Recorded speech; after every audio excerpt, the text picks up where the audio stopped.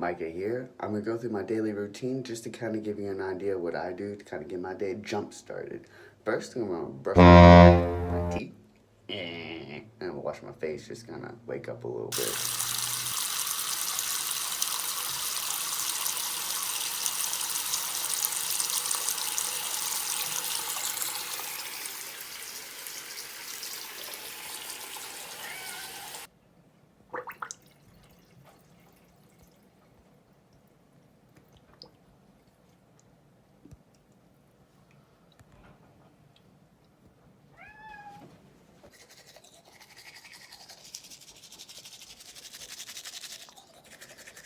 I got this stuff at TJ Maxx, I believe. My wife got it for me for my birthday, because testosterone birthdays. Woo! Now I'm gonna wash my face. Got a face wash, time to go meditate. Also, my cat is being really meowy.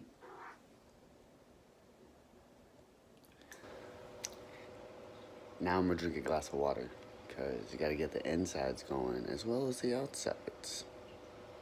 Just food for thought. Next time you're waking up.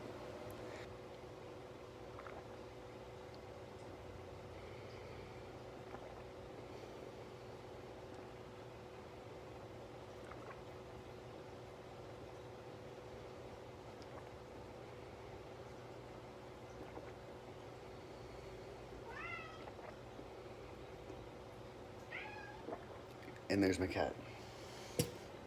Time to go meditate now. Ooh, bad lighting. Sorry about that.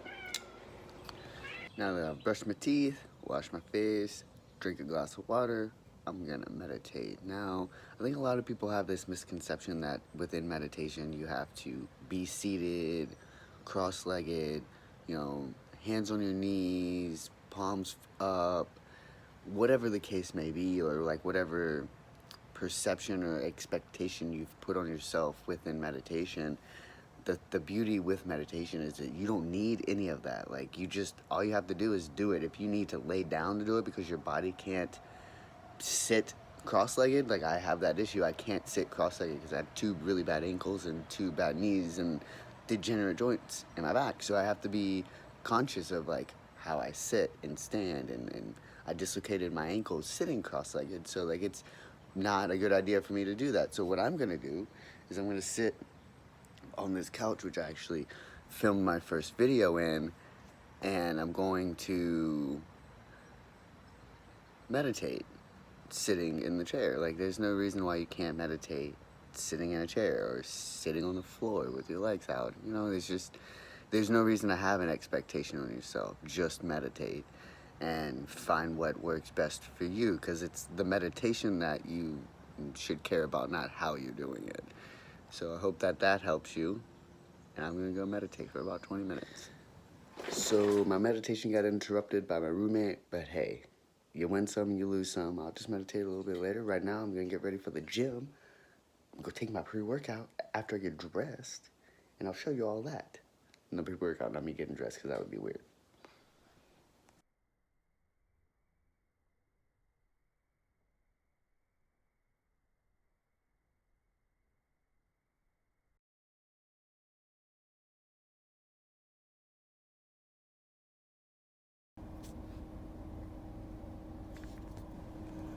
So I just got inspired to talk about this just now. I'm having a conversation with my mom actually via text message, and I just got done with the gym, and it actually hit me while I was in the gym. Just quite coincidental that my mom also is dealing with the same thing. So if I'm dealing with it, my mom's dealing with it, I know someone else out there is also dealing with it. If you have been through anything significantly traumatic in your life, do something about those emotions. Do not harbor them. Don't keep them inside. Don't keep doing your same coping mechanisms, because they probably haven't been working, or you wouldn't be still feeling the same way right now. And I speak that from experience, because I'm also going through the same thing. If you check out my Instagram, you can see some of the posts that I've posted about like the trauma that I've been through in my life. Like, harboring those emotions hasn't gotten me anywhere. I've been mad, I've been pissed off, I've taken it out on everyone else around me that I love, and it's just not fair to them. And if it's not fair to them, and it's not fair to me, to myself, to keep doing that to myself. So why hurt yourself, right? Why keep doing that to yourself?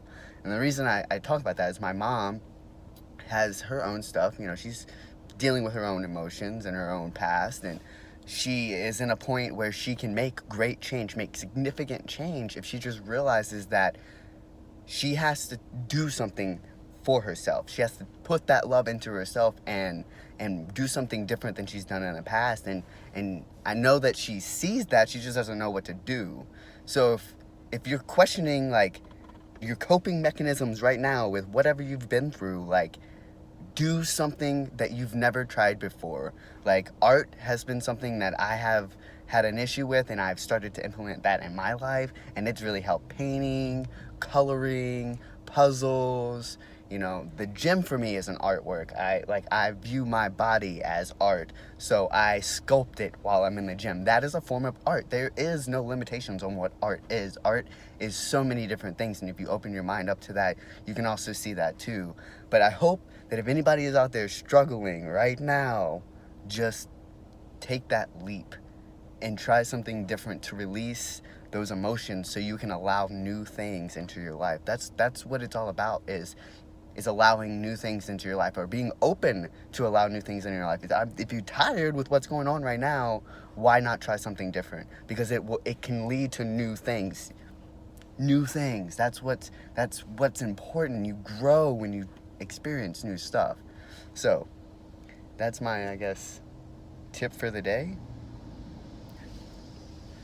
Welcome back. I just got done with the gym not too long ago. Got home, changed up. I have a doctor's appointment today. Fractured my hand about a week ago. Gonna go see a hand specialist. So that's the rest of my day. I'll probably check back in a little bit later after my appointment, maybe let you guys know how it went. Kind of in the air with what's going on because it was a fracture. I don't even know if I even need to go see them, so I'm gonna go just make sure. Welcome back. So I went to the doctor. I got my hand checked out. Nothing's wrong. I didn't think there was. I was hoping there really wasn't. So I'm clear to go back to work tomorrow. So stay tuned for that. You see what I do at work. Really isn't any fun.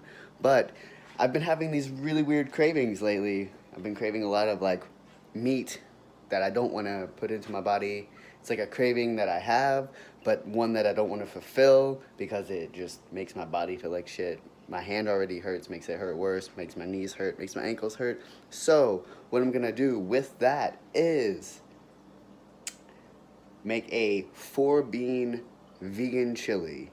So stay tuned for what all I put in there. I'm probably just gonna snap some pictures of it, maybe make a list with what I'm putting in there, because videoing it by myself is kind of hard. So, boom. So I didn't leave out the seasonings that I used. Wow, I spaced there for a second, hardcore. I didn't leave out the seasonings that I used because I'm smart and I cleaned up everything first. You know, but I'll kind of let you know or let you see what I used. All right. I actually didn't put any of this in there. I don't know why I grabbed it, so put that back. I used some habanero black pepper.